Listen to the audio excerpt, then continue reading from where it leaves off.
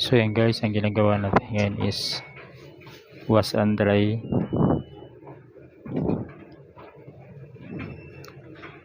Wash and dry po, pero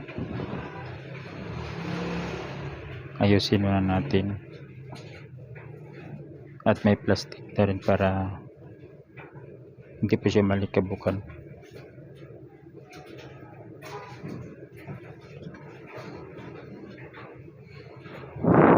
Yan po.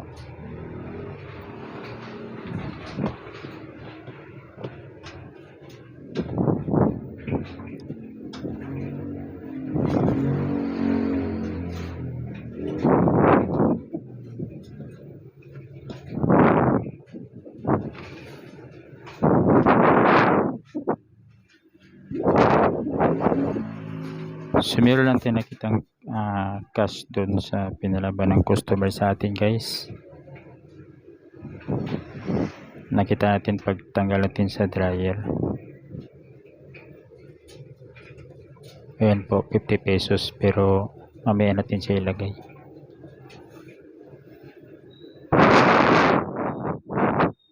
So ganito lang guys ang pag-ayos pag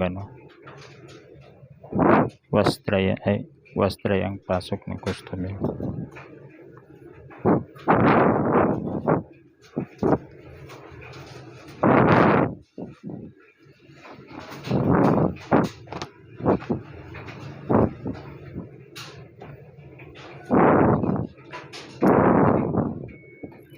So ayan po. So ito sila guys, mga regular customer na talaga natin. Dito na talaga sila nagpapalabas sa atin kasi gusto nila yung service natin.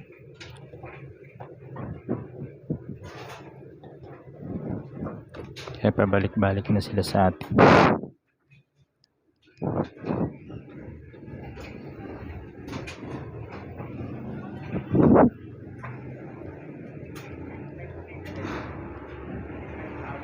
So ayan po, i-plastic na natin siya.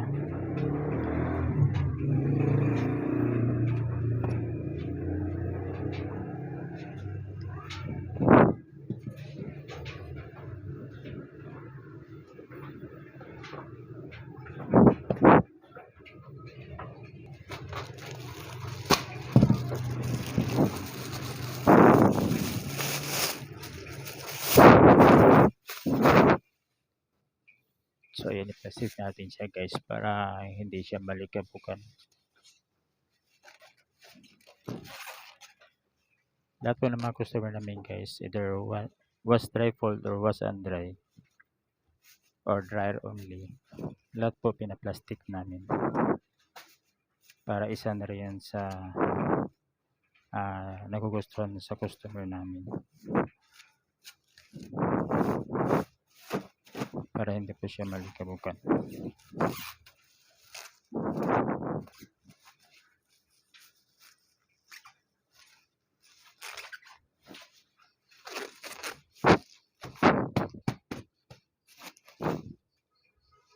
So ito guys, ito yung nakita natin kayo na sa dryer. So kahit paglagay natin sa washing machine, dinulukat natin yung mga bulsa, meron pa rin talaga hindi natin mapapansin guys eh. Hindi natin makikita doon. Ito po, 50 pesos po siya nakita natin doon sa pinalaban ng customer sa atin. So yan po, dito na po natin siya ilagay. Yan.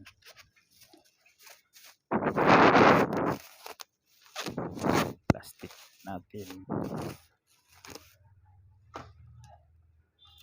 So meron pa rin po talagang hindi natin makita doon sa bulsa ng customer pag time na chine-check natin yung mga packet nila. So lumalabas siya sa, kung hindi sa washing machine, sa dryer siya lumalabas.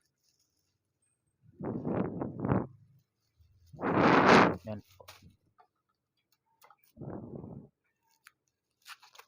So ayan guys, ulitin ko po, ito yung loss and found natin, 50 pesos. So check na matuto si customer sa atin ito dahil binark natin sa kanya yung naiwan yung pera doon sa pinalaban niya sa atin. So yun lang guys, maraming salamat.